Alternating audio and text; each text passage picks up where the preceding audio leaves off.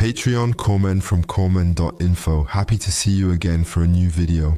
Before we start, I want to thank you for your support. It's thanks to you that I can make these videos, feed my Korben website. And then, I don't know, there's a good vibe, we laugh on Twitch or when you contact me via Patreon, even on Discord for those present. To summarize, it's cool, and today we'll discuss a tool that I previously showcased on Twitch months and months ago. I hadn't written a blog post about it yet, I hadn't made a video about it either, and that's not good. Because it's a great tool, and well, I'll present it to you and explain what it allows you to do. So I'll see you on my screen, there you go, and there I am on the website of this project called Open Interpreter.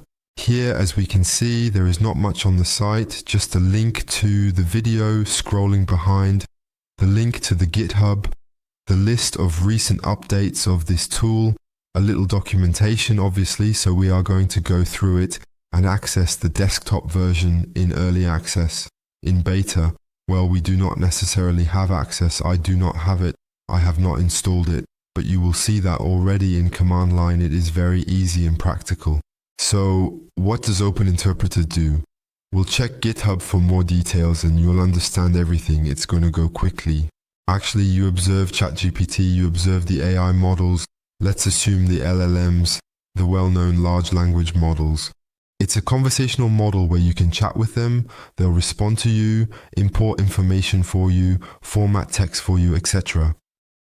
That's cool, but somewhat limited, meaning it may not interact with your system or help you in a concrete way, taking action. We've seen this in my previous videos. For instance, I showed you how you are AI agents with some action on the system, demonstrating its limitations. So that helps a lot. An Open Interpreter, so it's a tool that is developed in Python, and that is really very cool, because in fact it allows precisely to do things like, for example, create or edit images, modify videos, modify PDFs or create PDFs. You can control a browser, for example, to do internet searches. We can clean, analyze data, we can act on the system, as I said. For instance, you can generate scripts that will alter configuration elements of your macOS or your Windows operating system, etc. It's a tool that is really useful for all people who spend time in the terminal, for example, to run commands, process files, etc., and who may not necessarily master all the intricacies and parameters of all Linux tools, for example, or Unix or macOS or, well, whatever, you got it. And who needs such assistance? The best thing is that I provide a demo with a nice video for us to watch.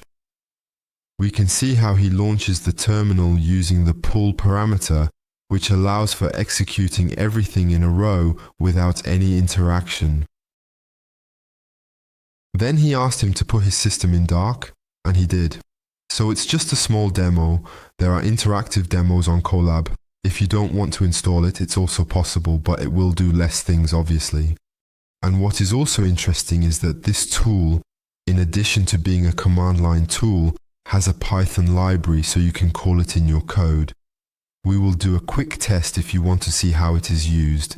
It can connect to different models, either online models like GPT 3.14 or cloud models, or by also installing LM Studio, which I have already mentioned in a previous video, to launch it in server mode and use Open Interpreter via LM Studio.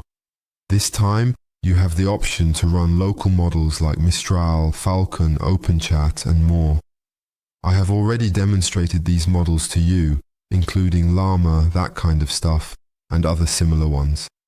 So I suggest that we go explore all this together. To install it, you will need Python 3.11 or 3.10. I attempted with version 3.12, but it is not functioning due to problems with the library, which may not be compatible. So if you want to install it, you can do a pip install Open Interpreter, so that depends on how your Python configuration is. To use a virtual environment, it's possible with Pian, Wukonda or Voila, but I'll let you handle that. For example, I'll install it for Python 3.11, so I'll do a pip 3.11 install Open Interpreter. I already have it installed, so it will go very fast. Once it's set up, you just have to launch it. But even before launching it, you'll need an API key from OpenAI, and when you have this API key, you need to export it to your system. This is a common feature in these tools. To export, enter OpenAI API key as the value for OK parameter, which should be your API key provided by OpenAI. It is a standard requirement found in all similar tools. In this scenario, you have the choice to perform it in this manner, or alternatively, you can directly insert this line into either your .hrc or .bhrc file, which is the file that grants you the ability to initialize your terminal during this specific launch process. There you go, it lets you have a key. We'll launch it as is, so you're acting as an interpreter. And there we have the tool that starts indicating that it is the GPT-4 model that is being utilized, that we can commence it with the parameter auto in order to bypass the approval of commands prior to their execution process. Indeed, as he generates orders, he launches them and it is up to us to validate them. If you put the parameter I here when you launch the script, it will not ask you for validation and launch the stuff. And there we can ask him things. Hello, how are you? Here it is. So this is a classic model. You know that my name is Manu because he saw my username and he says, I'm fine, how can I help you today? And there I ask him what I want. If I tell him, for example, I want to know the weather in London today, and there he goes. So what's he doing? He says, I can't know the weather, so we'll make a script. We'll use it to write a small piece of code, and he explains his plan. He informs me he'll employ the Open Weather Map API and so on. I perceive it as somewhat intricate. Now he suggests I scrape weather.com. It's me who tells him, yeah, can't you just scrape weather from a website instead of scraping weather.com? That works for me, so I tell him, okay, let's do it. He starts coding, gives me Python code, asks if I want to run it, so I'll say yes. Clearly, it crashes because Selenium module not installed, so it suggests, do you want me to install it? So I'll say yes. And that's what's cool about this tool, is that in fact, in addition to writing code, it is able to understand what is output and actually correct itself, to correct or complete its installation. He realized the module was bad, so he recommended installing Selenium. I agreed, and he executed the command pip install Selenium directly. So that's Open Interpreter. It's a tool that uses ChatGPT or any other LLM to extend it and perform actions on your computer, so it should be handled with caution as it could easily format or mess up your computer. So it's better to always keep an eye on it and validate things before letting it do anything random. But for assistance in creating scripts or commands, we can help it and it can help us in return. So for example, right now it's going in circles. With pip install, it didn't work. So I'm telling it to use pip 3.11. It might work a little better. I restart the code and this time it runs, launching a browser. It was very brief, you saw it. It launched Selenium and is able to tell me the weather in London today, 54 degrees and cloudy. So it's quite impressive because then I can inform him. For instance, currently I would like you to fetch the weather data of all the capitals of Europe in the same manner and place it in a CSV file with columns for city, country, date, temperature, and cloud cover. I believe that covers everything. Therefore, whenever I request information from him, he formulates a plan and executes it accordingly. I inform him of my well-being, suggest he decides, lives accordingly, thus he provides me with codes based on his knowledge. Not all INCO, OFC, not all European capitals present, but still quite a few. Not sure if Paris there, but can specify if want to add it or other items. Once more, Pandas is gone, the tool that lets me handle CSV and other structured data tasks. So I'll say yes, I write where I went wrong, yes, here we go, he installs the missing library. So Open Interpreter, as I was saying, can execute code in several programming languages, Python, R Shell, AppleScript, JavaScript, HTML, PowerShell. You can have him create a website, you can have him proofread web pages, proofread code, etc. Make him create new source codes from existing things and stuff like that. As you have seen, it can install packages to perform the tasks it is charged with.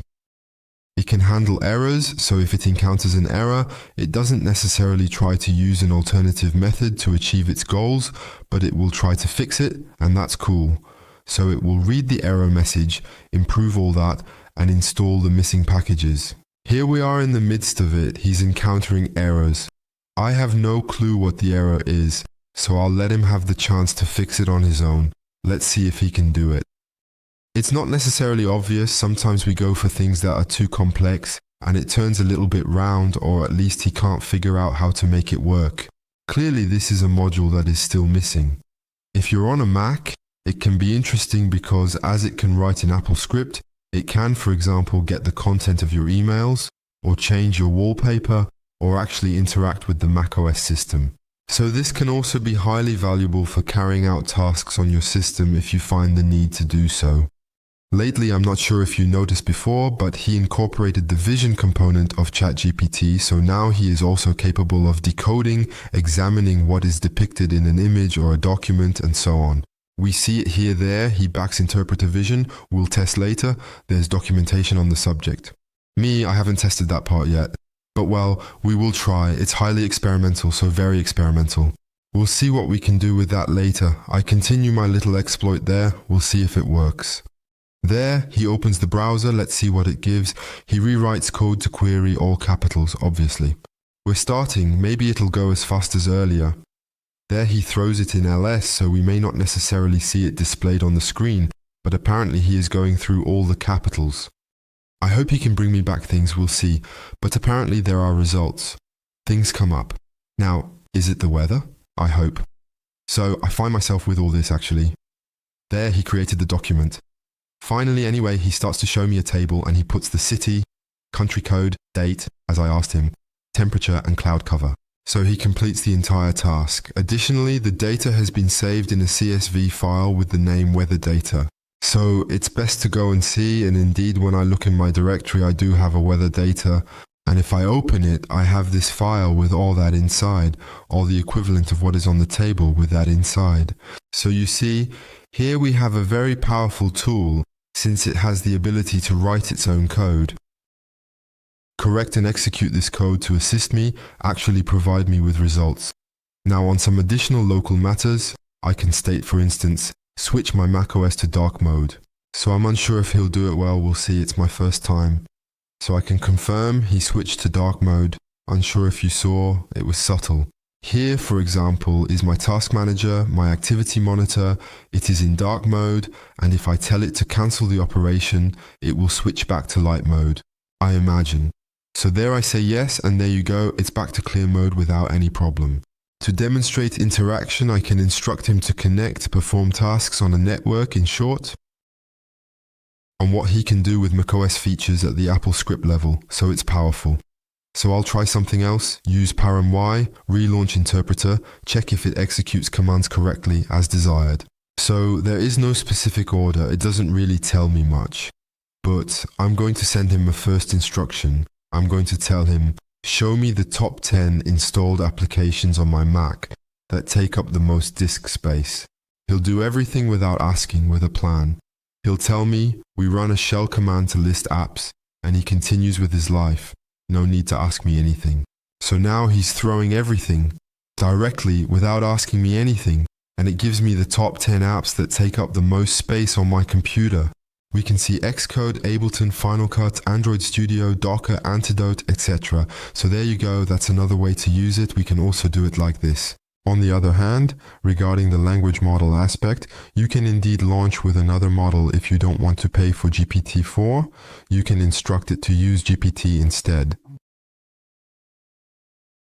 3.5 Turbo here, same if you have an API key for Cloud 2 as I said earlier. It's also possible to use it like this. And there we can see it's launched with GPT 3.5. Now if I want to launch with a local model, I can call the local parameter. And there he explains what to set up. He tells me you need LM Studio. Good, because I installed it after our recent discussion, can't recall exact timing.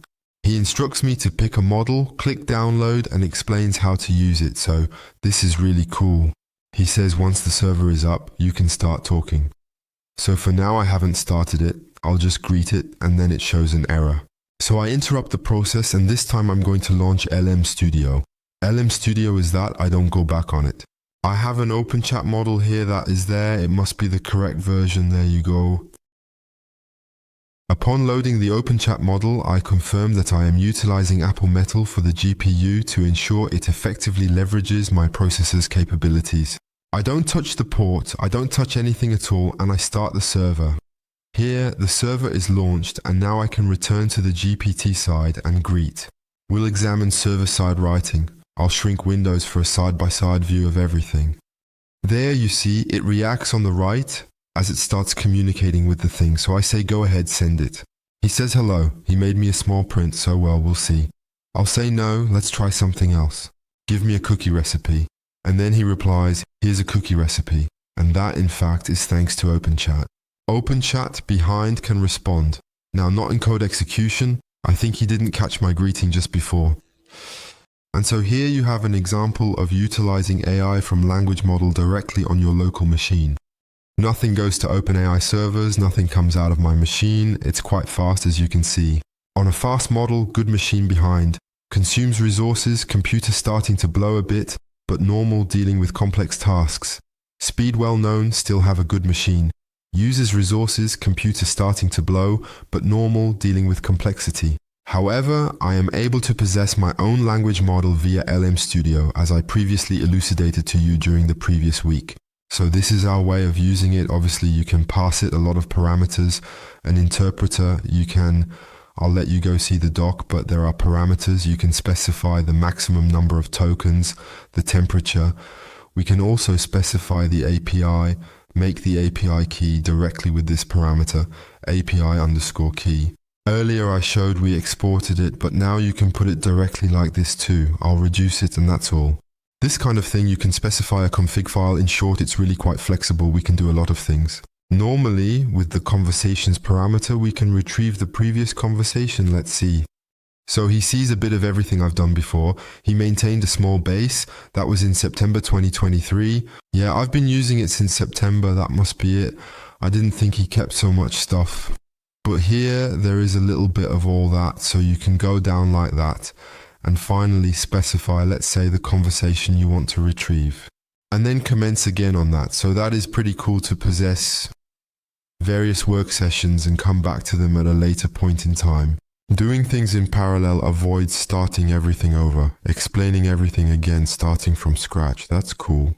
So now I'm coming back to my cookies. Now, if I want to cancel certain things, there are some special commands that I can show you.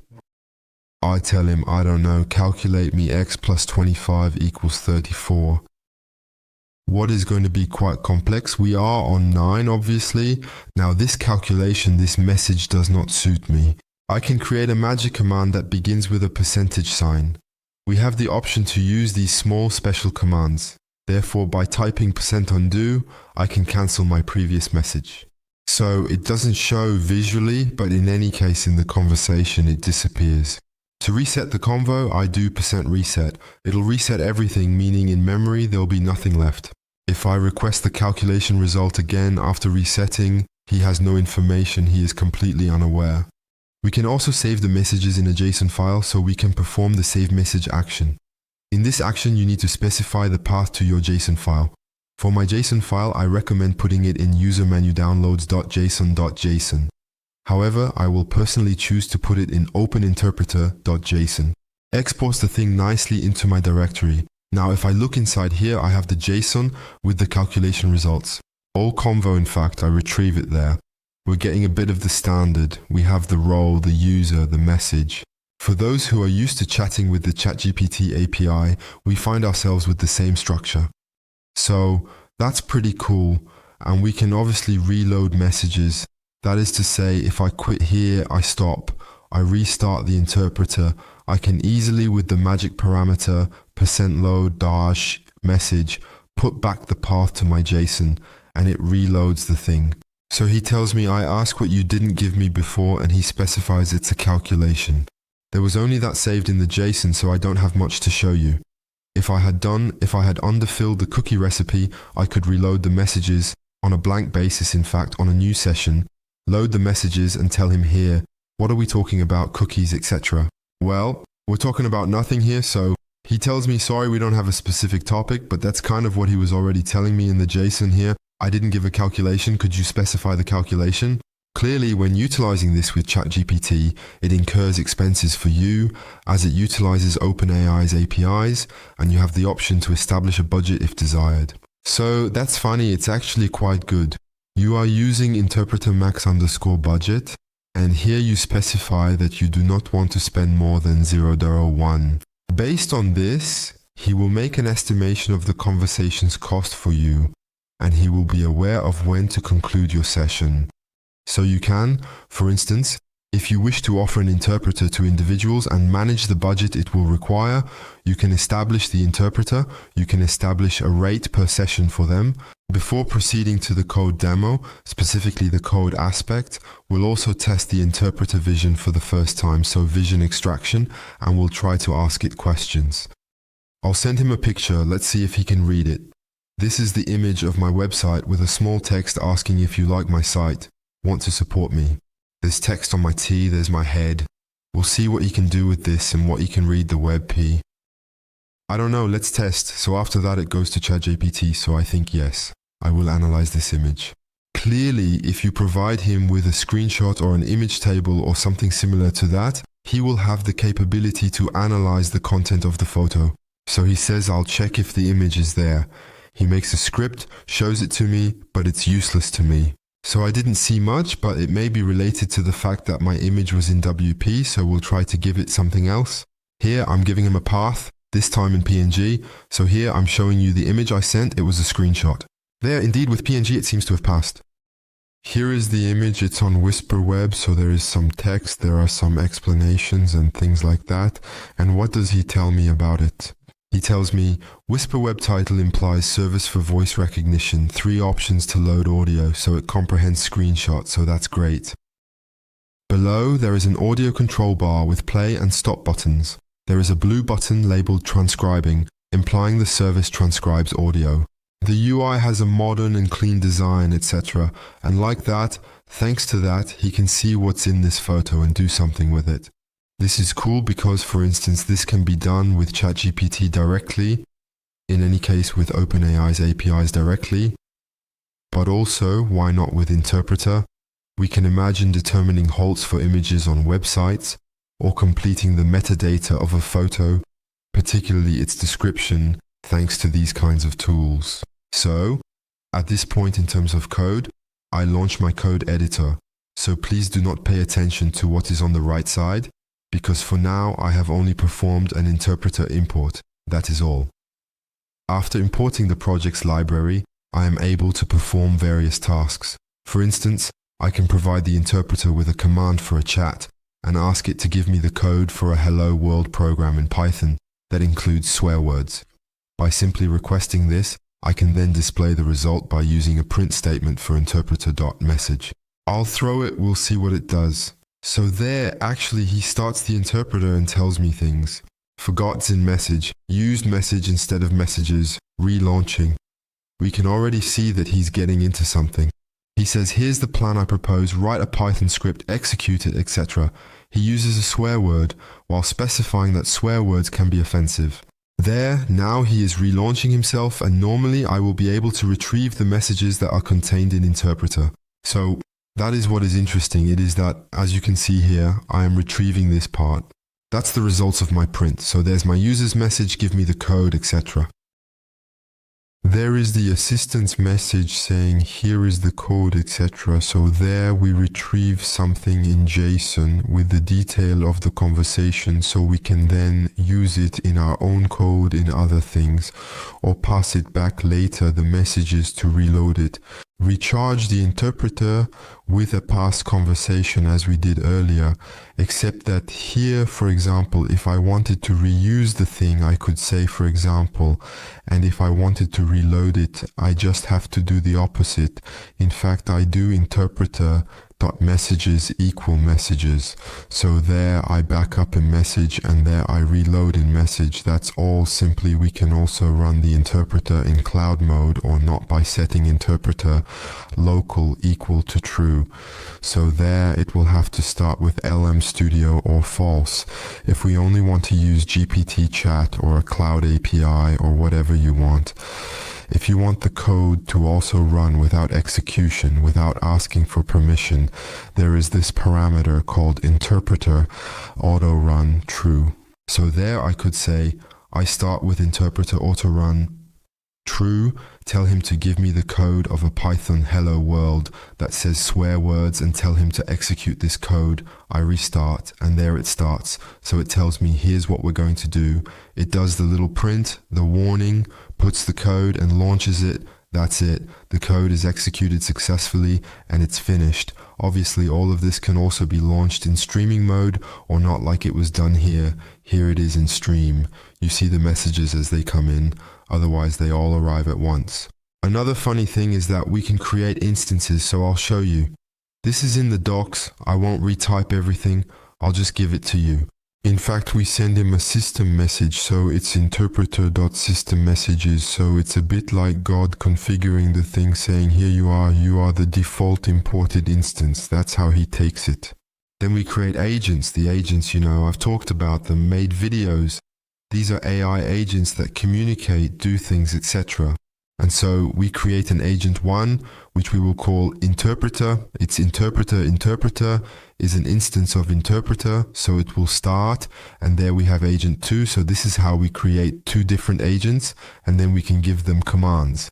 What's funny is that in the documentation we have this.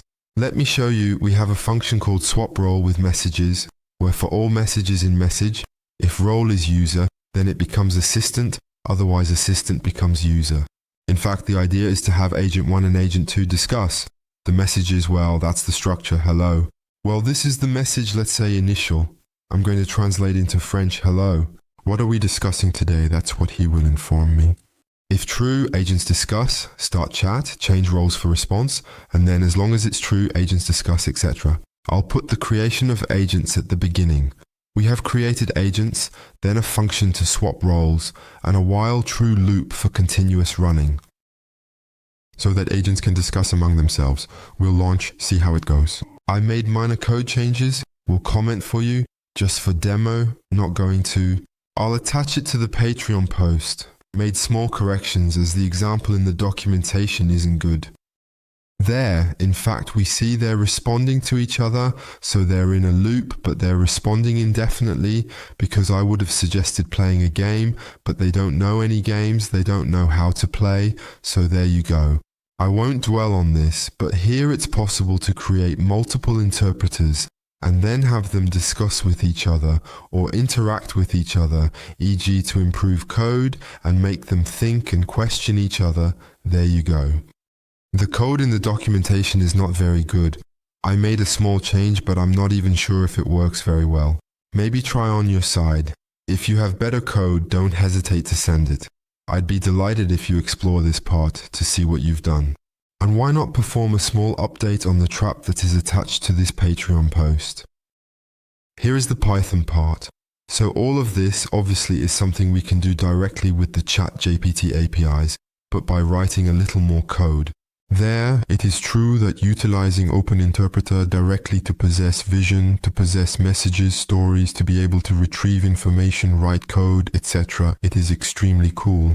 I think that with my video you have a good overview of everything that is possible to do. I know that ChatGPT already has its code interpreter. It's also called Code Interpreter, without much originality. But this one, the one I just showed you, is still pretty cool because it can access the internet, it can connect, it can retrieve data, which ChatGPT cannot do without plugins and such. We can obtain a significant amount of data, including certain sizable files, retain the history, install all packages, and so on.